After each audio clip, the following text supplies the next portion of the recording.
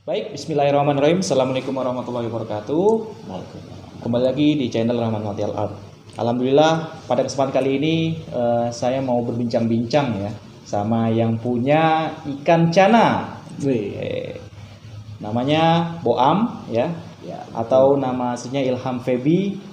Siapa? Kurniawan. Ilham Febi Kurniawan ya. Oke, kebetulan teman gua juga di jurusan ya, di kampus.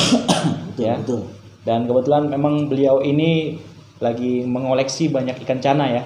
Seperti yang dilihat, banyak sekali koleksi-koleksi dari ikan cana. Tadi ada apa? Ada Asiatica red spot. Oke, Asiatica white spot ya. White spot, red spot, sama red stripe. Oke, red stripe ya. Banyak sekali. Dan sebelumnya mungkin ada ikan-ikan yang lain yang sempat dijual ya. Iya, sebelumnya emang ada juga sih ikan-ikan lain, nggak cuma doang. Ada arwana, terus peacock bass, ya. botia, macam-macam sih. Ikan gurame juga kalau ada dijual. Oh, berarti selain ikan hias sempat dijual juga ya, ikan-ikan yang non hias maksudnya. Iya, ikan mujair gitu ya. Iya, sempat. Lele Enggak, makan tempat lele. kan tempat ya. Makan pakan lele. Uangnya nggak seberapa? Enggak juga. Gede juga ya. Iya. Gede. Saya kira sih tergantung pemasarannya seperti apa. Tapi lu masih ingat nggak timeline lu mulai bisnis ikan ini itu dari kapan? Tahun 2019 akhir lah. 2019 tuh. 2019 tuh apa lu? 2020 deh. 2020. Oh, sebelum pandemi. Iya. Sebelum apa setelah pandemi? 2020 Februari. Oh, sebelum pandemi. Iya. Ya, sebelum pandemi. Itu modal awal tuh dari apa tuh? Maksudnya lu melihara apa? Modal awal Asiatica nih. Asiatica red strip. Asiatica ya, yang warna putih, Yang warna merah sih. warna merah ya? Nanti mutasinya di warna merah. Oh, mutasinya warna merah ya. Kalau Asiatica red strip tuh awalnya pakai itu ada 10 ekor. Oh gitu. Tanknya dulu ada satu tank, pokoknya tuh tank simpenan, pakai itu emang adanya itu doang kan. Mulai 10 ekor, ya udah dijualin, bisa jadi kayak gini dah. Oh gitu. Berarti sempat mengembangbiakan juga ya? Ada pengembangbiakan. Sempat kembang-biakan juga. Tapi gara-gara capek kan ngurusinnya, soalnya kan telurnya kalau jadi kan bisa ratusan sampai ribuan kalau cana tuh. Oh gitu. Udah gitu buat kita netesinnya kadang-kadang emang harus kita pisahin sama indukan, kadang-kadang emang harus ada yang bisa bareng sama indukan. Oh gitu ya. Gitu. Siap. Tapi tuh butuh berapa lama untuk menetas tuh? Dari keluar dari cewek, dari telur buat jadi ngekor ya, ada ekor ikannya tuh. Kalau jenis Asiatica sekitar 2-5 hari lah. 2-5 hari itu udah kebentuk ya? Tidak kebentuk. Tapi kalau yang standar yang ikan kecil kayak gitu tuh butuh berapa lama? Bulanan ya? Ada. Kalau buat gimana? Jadi kayak gini. Yang minimal yang udah standar kelihatan ikan semuanya gitu ya? Ikan ya gitu. 1 bulan lah sekitar 1-2 cm gitu. Tapi itu udah bisa dijual nggak sih kalau ukuran segitu tuh? Bisa aja. Bisa. Tapi kan kalau ngejual ikan kan resiko kan ditanggung sama penjual. Ada yang disebut garansi dead on arrival. Oh, kalau mati di tempat pas lagi pengiriman dengan bukti video nokat gitu. Kalau ada bukti videonya terus ikan mati, bisa dibalikin ikan lagi atau enggak uangnya dikembaliin. Di refund ya? Di refund. Oke. Berarti kalau mati belum sampai di tangan pembeli ya, itu ya bakal ya udah. Mati iya, duitnya dikembaliin juga ya? Iya gitu. Oh gitu. Biasanya ngirimnya kemana tuh? Ngirim sih seluruh Indonesia bisa ya. Seluruh Indonesia, seluruh dunia juga bisa. Yang penting di dunianya itu di negaranya itu nggak dilarang jenis-jenis ikan cana. Oke. Karena kan ada beberapa negara yang emang melarang jenis-jenis cana. Contohnya kayak Amerika tuh nggak boleh jenis-jenis cana ini. Anti ya. Anti, karena bagi mereka itu tapi hama. Hama. Tapi mereka sebenarnya ada cana nggak sih di sana? Mungkin kalau buat ada enggaknya kurang tahu ya. Tapi ya pokoknya dilarang lah ya. Dilarang buat cana itu masuk ke negara mereka. Gitu. Ada negara yang lain nggak yang dilarang? Yang melarang.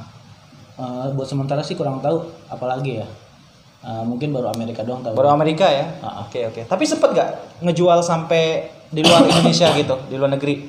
Sempet kan ngejual sampai ke luar negeri, ke Malaysia, lebih banyak sih ke Malaysia ya. Malaysia? Soalnya kan emang orang Oke. Malaysia ternyata minatnya juga tinggi buat cana ini. Cana model apa kalau yang dikirim ke Malaysia dia tuh biasanya? banyak seneng-senengnya cana dari negara kita nih, dari Indonesia, dari Kalimantan Tengah, dari Sumatera. Contohnya nih ada cana Yellow Centarum. Yellow Centarum ya. Itu kan dia ada motif bunganya, terus dari kalau misalkan udah jadi warnanya jadi cerah kuning. Oke. Gitu. Jadi makanya banyak orang-orang luar negeri tuh seneng karena mungkin ngeliatnya estetik kali ya. kalau Estetik gitu ya. Ya namanya kan hias ya. Iya. Oke. Tapi ada shiftingnya nggak biayanya? Tentu ada sih, pasti kan tiap pengiriman pasti ada buat masalah shiftingnya itu ya. Itu biasanya habis berapa? Shiftingnya? Kalau buat ikan itu tergantung dari ukuran Ukuran ya? Oh iya ukuran. dari ukuran ikan. Soalnya kan semakin gede semakin makan tempat. Betul. Karena kan ngirimnya pakai box styrofoam. Iya. Jadi ya range harganya dari paling kecil paling murahnya biaya kirim doang ya. Iya. 250.000 sampai 1 jutaan lah untuk satu kantong plastik. Karena ini Malaysia sih masih deket ya. Masih Belum lagi dekat. negara-negara yang lain. Kalau Ya. negara lain ya hitungannya udah pakai dolar sih. Dolar ya? Yang masih bisa dihitung pakai rupiah ya. Itu doang sih Malaysia. Singapura kan? dihitung dolar juga kalau nggak salah deh. Kayaknya ya itulah keseringan ke Malaysia. Pernah pengen coba kirim ke Inggris juga sama Portugal. Oh ada yang ini mesen. Ada yang pesan juga, tapi mungkin dia bingung cara transaksinya kan, soalnya kan katanya perlu pakai kode-kode IBAN. Saya juga nggak ngerti ya kode IBAN itu ya gimana, nanya ke bank juga nggak ada kode IBAN di Indonesia. Iya benar. Jadinya di hold dulu. Sistemnya beda transaksinya. gitu ya. Iya, sistemnya beda, makanya di hold dulu transaksinya. Oh ya di hold, ditahan dulu ya. Ditahan dulu. Gitu ya. Tapi kok lu bisa sampai ngejual di luar negeri itu karena lu punya sosial media atau dari mulut ke mulut atau gimana itu ceritanya? Awalnya dulu dari sosial media sih. Sosial media. Sosial media. Gue tahu kan sosial media lu kan Ilham Febi kan. Iya. Tapi ada pakai sosial media yang itu apa emang ada lagi yang khusus buat ikan ya? Kalau di Facebook makanya emang sosial media gua ya. Oke. Ilham Febi Kurniawan. Kalau misalkan di Instagram ada namanya buatik.id. Buatik.id. Oh, lu punya sendiri gitu? Ada sendiri. Oke, berarti orang-orang pada nge-DM di situ. Iya, pada nge-DM di situ, pada nanya harga di situ, transaksi di situ juga. Semuanya di situ. Gitu. Wah, luar biasa. Baru tahu aneh juga nih, kirain akun yang utama itu. Enggak, itu enggak boleh diganggu-gugat. Pribadi ya. Nah, biasanya nih yang ikan cana gitu yang kecilnya seginilah, umpama segini itu biasanya range-nya berapa tuh kalau lu jual? Kalau harga sih juga balik lagi ke jenis ya. Kalau Jenis ya? Sama permintaan dari mereka ya? Iya. Jenis Mungkin makin banyak kuantiti kan makin murah. Makin dikit tentu makin mahal kan. Oke, benar. Mungkin kalau jenis-jenis yang sekarang ada nih kayak macam Asiatica Red Spot. Red Spot. Ya, gue jual untuk size 10 sentian. 10 cm. Range-nya dari 100.000 sampai 1 juta. Kok jauh banget range-nya? Itu tergantung kualitas lagi. Oke. Soalnya kan ikan bakatnya kan beda-beda. Oh iya. Kalau dari apa karakteristik nih misalnya nih kayak agresif atau apa itu sebagai bahan pertimbangan nggak? Atau diem doang gitu? Itu pasti jadi bahan pertimbangan juga. Semakin aktif semakin bagus kan. Kita kan melihat cana kan emang ikan apa namanya ya, yang menguasain suatu wilayah ya. Iya. Jadi nggak boleh ada temannya kan. Kalau misalkan ikan diem, kita nggak bisa ngeliat kita punya ikan dong. Kita kan berarti kan ada nilai yang berkurang dari itu ikan kan. Kalau misalkan itu ikan diem. Iya benar-benar. Kan ada ya macam-macam ya. Dulu gue sempat punya lohan. Tapi emang udah lama mati kan karena waktu gue kecil. Emang kan macam-macam tuh. Ada yang dipancing diem doang. Ada juga yang agresif gitu kan, plus gitu. Iya. Ya macam-macam karakteristik. Saya kira kayaknya juga Cana ini banyak gitu kan karakteristiknya. Oh, itu mempengaruhi ya. Mempengaruhi juga. Tapi gue sempat ngobrol ya sama Boam ya tadi. Boam atau Boatik ini. Siapa aja lah. Iya, tadi kan kalau pasar ya, kita berbicara pasar ya. Iya. Banyak juga dari ikan Cana yang di Indonesia ini banyak permintaan dari luar gitu. Tapi sebaliknya orang Indo sendiri tuh impor dari dari luar. Itu tadi bener kan? Iya. Orang luar banyak suka juga nih sama ikan-ikan asli Indonesia. Nah, orang-orang kita juga demen juga sama ikan-ikan luar negeri. Mungkin biar melihatnya kan ikan bagus nih, ikan bergengsi gitu kan. Dari sini kebanyakan sih yang diidamin ya kalau menurut gua orang Indonesia itu demennya sama Cana Auranti dari India, Auranti maculata. Maculata. Iya. Okay. Itu dari India, soalnya setiap tahun apalagi bulan-bulan, sekarang bulan apa sih, April, Mei, Juni sampai Desember nanti tiap minggu malah bisa ada aja impor itu ikan dari India. Kebanyakan orang kalau ini orang Indonesia impor dari sana berarti. Banyakan dari India ya. Dari India ya. Ada juga yang dari negara-negara lain lah. Tapi kebanyakan peminatnya dari sana sih. Tapi kalau dari luar negeri sendiri itu kebanyakan Asiatica ya, dari Indonesia yang diinginkan di Indonesia tuh.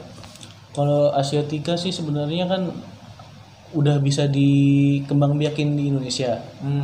Makanya kita jarang lagi buat impor Cana Asiatica. Oke, jadinya gara-gara udah banyak breeder di Indonesia nih, ya udah nggak usah impor lagi lah. Gitu sih menurut gua. Iya. Kalau orang luar sukanya ikan apa kalau dari Indonesia sendiri? Cana maru ya. Karena yang tadi itu nilai estetiknya mungkin ada ya, kan dari cara ngurusnya juga dia kan beda sama cana-cana lain.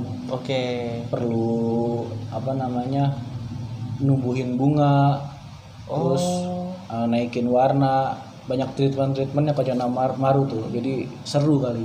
Tapi kalau naikin warna kayak gitu tuh sebenarnya dia tuh emang ada apa sih, kayak kombinasi sendiri atau emang natural dari ikannya sendiri? Sebenarnya kalau misalkan dari varian, kan ada varian red sama varian yellow ya. Itu sebenarnya bisa natural dari ikannya sendiri, tapi waktu yang ngejawab. Kita biar mempersingkatnya, mempercepatnya, kita bantu sama pakan, sama treatment yang lain kayak gitu. Jadi kombinasi lah ya antara natural sama ya beberapa apa sih kayak cara melihara kita gitu ya. Iya, betul. Itu tadi tergantung jenis, karakteristik, warna juga ya. Tadi kalau yang ukuran 10 cm itu range-nya juga lumayan tadi ya. 200 ya? Dari 100 sampai 1 juta ya. Iya. Tapi kalau yang bisanya 30 cm atau berapa cm nih? Yang paling panjang nih. Sebenarnya balik lagi juga ke kualitas sih kalau kualitas ya. Gimana itu ikan, kalau misalkan emang masih sebutan bahan tuh belum ada warnanya, belum ada bunganya, masih polos gitu aja. Mungkin buat di size 20 cm, 25 cm gitu. Buat Cana maru, misalkan Yellow Centaurum, range harga di 200 sampai 2,5, itu yang biasa. Kalau misalkan 250.000 sampai 200 sampai 250.000. Gitu. Itu yang polos ya? Yang polos yang biasa. Kalau misalkan udah masuk ada warnanya, ada bunganya, kan ada tuh kontes-kontes Cana.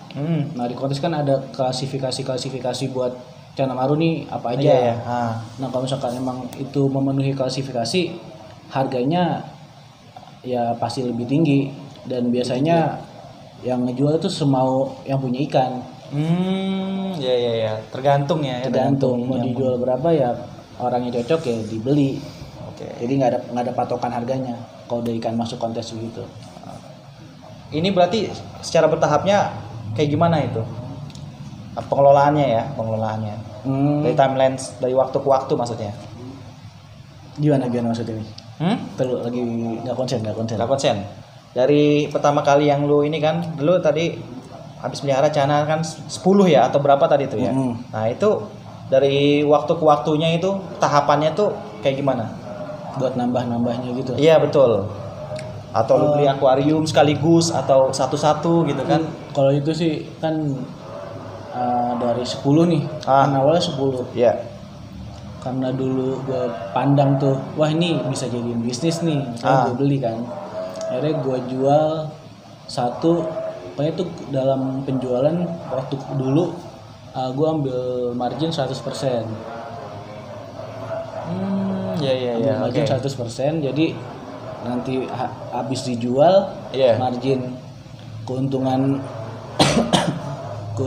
gue simpan, terus modal gue puterin lagi, entah buat beli ikan atau enggak buat beli akuarium sama lain-lainnya gitu. Beli atribut yang lainnya termasuk mungkin lampu dan sebagainya. Iya. Dan juga banyak juga nih tukang-tukang tukang rak, tukang akuarium suka ikan juga kan. Kadang-kadang ikan tuker sama akuarium. Oh gitu. Jadi sistem tukaran gitu, barter gitu ya. Iya. Zaman dulu lagi tuh. Di ini lagi beras sama apa gitu. Dinaikin lagi. Oke, siap. Udah mulai kemunduran ini. Yang penting sama-sama menguntungkan aja. Oke, siap. Gitu Sama-sama sih. menguntungkan ya. Yang penting nilai itu barang sama lah. Paling itu aja sih. Muter-muternya. Tapi sekarang ini masih jalan kan? Masih jalan. Oke. Gara-gara pengen lebaran aja kan, jadi males aja. Iya namanya usaha lah begitulah ya, naik turun kan. Terus kadang kalau lagi rame-rame, kalau lagi sepi-sepi. Iya. Tergantung permintaan kan. Iya. Gila. Tapi lu sempat bermitra nggak? Apa lu kayak gini nih sebenarnya ada mitra atau karyawan? Enggak sih, gue sendiri. Dari dulu sendiri. Karena ya masih bisa handle aja. Masih bisa handle ya? Karena juga kan ini hobi yang dibayar kasarnya ya. Oke, hobi yang terbayarkan. Jadinya ya enjoy aja ngejalaninnya. Gitu. Lu kasih makan apa biasanya nih? Cana-cana ini? Kalau pakan sih biasanya kasih maggot. Oh, maggot. Emang banyak yang jual ya? Maggot banyak yang jual. Pasar-pasar ya? Enggak, dia biasanya rumahan. Orang-orang kan dia kan nggak sembarang kalau maggot tuh. Dari alatnya kan alat api, BSF apa. Oh gitu. Harus. Iya, jadi yang khusus gitu ya. Khusus, bukan alat hijau. Oh, gitu. Dia alat hitam kalau nggak salah. Gua ngeliatnya aja ngeri ya. Itu udah pasti maggot. Ada lagi yang lain? Maggot, ulet Hongkong. Ulet Hongkong. Itu impor apa gimana? Enggak, itu banyak dijual di tukang burung. Oh, gitu. Iya. Jenisnya ya. Ulet Hongkong, terus ada ulet Jerman juga. Terus cacing tanah ya. Kalau buat misalkan buat burayak nih, oke, dikasihnya kutu air atau enggak cacing sutra. Iya. Iya. Jadi tapi dikasih makan pelet nggak? Pelet pernah kasih makan pelet juga. Ya tapi kan namanya predator ya, nggak langsung itu ikan mau makan pelet. Pasti ada pembiasaan dulu. Pertama misalkan peletnya kita masukin ke udang atau ke iya. Nanti baru setelah itu mau nggak dimuntahin peletnya, coba dikit-dikit kasih pelet. Karena kan kalau pelet kan awet ya. Awet benar. Jadi nggak perlu repot-repot lah. Jadi nyimpan di mana bisa buat sebulan 2 bulan, pakan tetap ada. Kalau misalkan hewan hidup kan ada umurnya. Iya betul. Kalau 2 hari juga udah habis. Iya, harus kalau enggak ya busuk lah ya kan. Iya, enak ya. Gitu. Cuman ya biasanya ya yang sedikit aneh tahu tuh kadang pelet itu ya gitu, mau nggak mau kan. Iya, namanya cuman bikin air kotor doang. Betul. Pokoknya ya bagusnya ya kasih ikan-ikan hewan-hewan hidup lah, sama kayak di alamnya aja kita kasih makan. Berarti kalau yang kecil-kecil ini dikasih burayak biasanya. Kita kasih maggot, udah bisa maggot sih. Maggot bisa. Maggot kering atau nggak maggot hidup. Iya. Berapa kali sehari? Kalau Cana nih kan buat naikin mental dan lain-lain kan kadang-kadang emang perlu ada namanya puasa ya. Iya. Mungkin kasih makan nggak tiap hari juga sih. Kalau saya sih kasih makannya 2 hari sekali. 2 hari sekali ya. Nah, itu gimana balik ke kiper sendiri aja sih. Nah itu kalau range-nya ya, range biar nggak mati itu paling lama-lamanya berapa hari sekali tuh untuk rutin ngasih makan? Mungkin ya paling lama ya 5 hari lah. 5 hari ya. Oke, burung berarti. Walaupun misalkan seminggu 2 minggu ikan tetap hidup, tapi kan kasihan nggak ada asupan. Iya betul. Nah, paling nggak 5 hari lah kalau misalkan emang benar-benar nggak ada atau kita lagi keluar kota kan kasihan juga kan. Nah ya kayak lu misalnya keluar kota gitu tuh siapa yang ini? Sebelum pergi dikasih makan dulu yang banyak, sampai kembung tuh perutnya, sampai gendut. Masa begitu sih? Iya, gitu kalau gue sih biasanya gitu. Nah baru kan ditinggal kenyang, ya udah. Berarti nggak ada yang ngelola gitu? Nggak ada, bener-bener sendiri. Ih resiko banget. Tapi alhamdulillah sih yang mati nggak ada. Paling matinya mati berantem, kelaparan. Kalau digabungin itu sih menurut gua resiko banget sih. Kalau hewan lain nggak bisa dah gua kayak gitu. Iya. Gua punya ayam ketawa itu sehari aja udah bener-bener habis itu. Kadang kan ditinggalin banyak kan buat stok lah, buat stok besok. Sehari aja udah habis. Iya, biasanya kan kasih jagung, dikasih kol, makan makanan yang nggak dimakan lah, biji-bijian. Itu wah kalau sampai 5 hari gitu takutnya langsung mati sih. Iya. Tapi ya mungkin kan pakarnya udah tahu lah gitu kan, udah paham gimana caranya untuk melihara, udah tahu lah range-nya kapan mati kapan enggak. Jadi tenang aja lah, selama ada pakarnya hidup. Banyak yang lebih pakar lagi. Oh gitu. Siap.